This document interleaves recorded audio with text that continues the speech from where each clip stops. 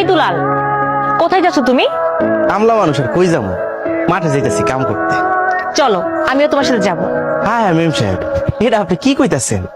যে রোদ উঠছে, এই রোদের মধ্যে যদি আমি আপনার মাঠে নিয়ে যাই, তাহলে আপনার এই সাদা চামড়াটা পুইরে একবারে কালো হয়ে যাবে, আর তখন চাচা জানি কিন্তু আমরা অনেক সাইজ করবো। কেউ কিছুই করবে না, তুমি কোনো টেনশন করো না। ছোটবেলা মনিরের সাথে আমি না খুব মাঠে ঘাটে চড়ে বেড়াতাম। এখন তো আর মনির নাই, তাই কার সাথে যাব? গ্রামে আসে না কেমন যেন ফ্যাকাশে লাগে, বুঝছো? মেম সাহেব, মনিরের কথা আপনার অনেক মনে পড়ে না? মিস করবো না? ছোটবেলা ওই ছিল আমার একমাত্র খেলার সাথী। আম্মু আপু তো সবসময় কাজ নিয়ে ব্যস্ত থাকতো, আর ওর সাথে আমি সময় কাটাতাম। আল্লাহ যে কেন ওর আব্বু আম্মুর সাথে ওকে নিয়ে গেল, আল্লাহই ভালো জানে। আল্লাহর মায়ের দুনিয়ার ভাই। চলেন মেম সাহেব, মাঠে যাই। চলো। মেম সাহেব, আমার ডাকছেন? হ্যাঁ, তোমার কাছে লাইটার আছে? Lighter match? ও আছে আছে, মাঝে মাঝে এক দুয়ে যাই তো, সেই জন্য লাগে। কিন্তু ম্যাচ দিয়ে আপনি কি করবেন?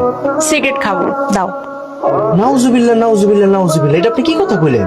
হ্যাঁ, মাইয়া মাইছে সিগারেট খায়? সি সি সি সি সি সি, এরকম কথা তো আমি আমার বাপের জন্ম শুনিনি। কেন?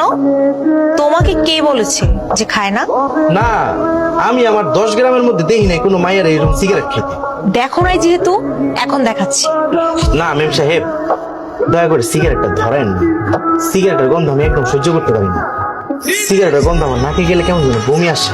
ঠিক আছে, তাহলে তুমি খাও। আপনি কি করেন? সিগারেটের গন্ধই সহ্য করতে পারি না, আর সিগারেট খামো? আর যে মানুষের জ্বর আইলে একটা বড়ি কিনার টেয়া থাকে না, সে আবার খাবে সিগারেট। ওকে, বাট বিষয়টা একটু আজব।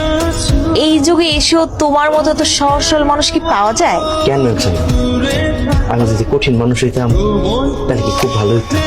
যাই হোক, আল্লাহ তোমার সকল ইচ্ছা পূরণ করুক।